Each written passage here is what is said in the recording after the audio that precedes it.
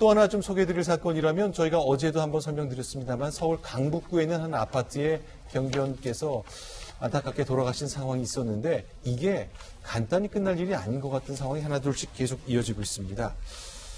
돌아가신 분의 휴대전화에 남겨진 문자를 유족들이 공개한 것이 있는데 좀 이해하기 힘든 상황이 있는데 저희가 직접 유족을 직접 만나봤습니다. 이분들이 뭐라고 얘기하시는지 들어보겠습니다. 2019년도에 그 교통사고로 장애 진단을 받은 거예요. 중요 부분은 자기가 다 까먹어 지웠어. 수술비만 2천만 원이 넘을 것 같고 입원비, 자활치료비, 거기에 장애인 등록까지 치면 글쎄요 상상하기 어려운 금액이네요. 이 공부에 그냥 죄송하다고 이렇게 인사가 찾아와서 인사 안 보내고 그거 만족해. 다가 필요 없어. 네, 박웅진 의원께 좀 질문 드릴게요. 예. 폭행을 당해서 극단적인 선택을 하신 그 아파트 경비원이 받은 문자를 보니까 그 가해자로 되어 있는 주민이 예. 압박을 좀 많이 한 걸로 지금 화면에 보이는데 나오는 거죠? 그러니까 본인이 폭행을 해놓고 오히려 그 피해자에게 당신 친형에게 맞았던 거 아니야? 네. 라는 식으로 그 본인의 책임을 피하기 위한 문자 맞았다며? 라고 이렇게 네. 문자를 보낸다거나 아니면 저런 식으로 압박감을 느끼게 하기 위한 그 이제 문자를 보내서 피해자를 정신적으로 상당히 괴롭히고 이렇게 했었던 것 같습니다. 네. 저는 이 문제와 관련해서 좀 여러분들께 말씀드리고 싶은 게 지금 이 가해자의 악질성 이건 상당히 이제 그 행태가 상당히 질이 나쁘다라고 하는 것에 우리가 좀 분노하고 있는데 실제로 경비 용역업에서 종사하시고 계신 우리 주변에 많은 경비원 아저씨들 네. 함께 살고 계시는 이런 분들이 우리의 가족이고 누군가의 가족이고 우리의 이웃인데 이분들을 보이지 않는 투명인간처럼 이렇게 취급하고 네. 이들에게 응당 줘야 되는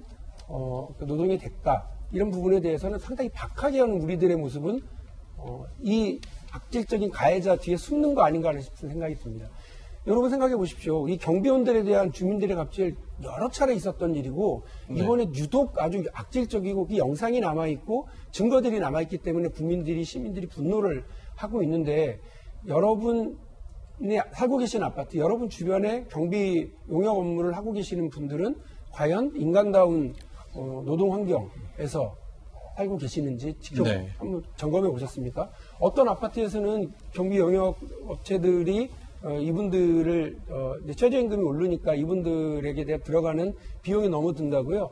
다 해고하고 그냥 이렇게 경비 업체 있지 않습니까? 네. 그래서 무슨 이렇게 S로 시작하는 네. 그런 경비 업체에 이렇게 설치를 하고 끝내는 것으로 이렇게만 본다거나 이분들을 용역 비용을 더 그 단가를 낮추려고 하면서 이분들의 삶을 더 궁핍하게 만드는데 우리가 방조하거나 책임을 혹시 갖지는 않는지 말씀드리고 싶고요. 그래서 한때 서울시에서요, 각 아파트의 경비실에 네. 에어컨을 설치해주겠다. 네. 이 에어컨을 설치해주고 폭염수에 너무 힘들어하시기 때문에 에어컨을 설치해주고 그걸 태양광으로 설치하기 위해서 네. 비용을 낮춰줄 수 있도록 하겠다고 하는 제안을 내서 한 900여 군데 정도가 그렇게 네. 한 것으로 알고 있거든요. 네. 조금만 더 신경 써서 이분들을 해고하지 말고 이분들에게도 인간적인 대접을 하기 위한 것으로 이번에 바뀌어야지.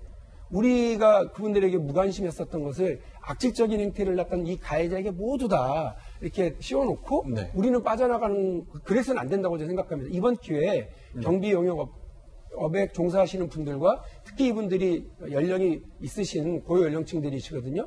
이분들에 대한 사회적 배려 그리고 노동의 대가를 제대로 지급하기 위한 고민과 제도 개선도 함께 했으면 좋겠고요. 참고로 원래 3일장으로 어제 아침에 발의를 하기로 하셨다가요. 네. 5일장으로 다시 해서 네. 시민사회단체와 함께 그 장례를 지금 치르고 있는 중이라서 네. 5일장으로 변경됐다는 말씀도 드리겠습니다. 네. 저는 이 폭행이 방금 말씀하셨지만 이제 네. 이분이 나이가 이제 피해자분께서 돌아가신 분이 좀 네. 나이가 많으셨잖아요. 그러니까 그렇죠. 어떻게 보면 이 경비원이라는 직종 자체가 일종의 노인 일자리를 창출하는 부분이기도 한데 네. 그러니까 노인이었기 때문에 좀 더 가혹하고 악질적이었다는 생각도 사실 저는 들거든요. 네. 만약에 저 일을 뭐 20, 30대의 건장한 청년이 네. 했다면 과연 저렇게 할 수 있었을까 네. 그런 생각이 들고 사실 우리 사회는 이제 뭐 계급이 사라진 사회인데 실제 삶에서는 저렇게 아직도 저런 경비원을 마치 무슨 몸종처럼 생각하는 네. 머슴처럼 생각하는 그런 잘못된 관행들, 잘못된 생각들이 아주 뿌리박혀 있는 것 같아요.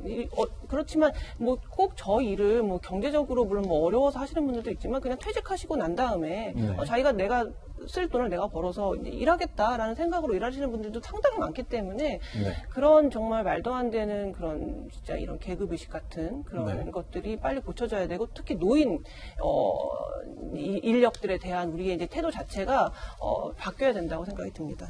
네, 억울함을 풀어달라는 국민청원 생겼고 27만 명이 참여한 것까지 확인했습니다. 결국 사실관계를 정확하게 정립하고 그 후에 따른 조치를 좀 하는 것 그것밖에 좀 남은 방법이 없어 보이네요. 자, 3일장에서 5일장으로 늘려서 내일 발의한 것까지 좀 정리를 해봤습니다. 자, 사건 사고는 여기서 좀 정리를 하겠습니다.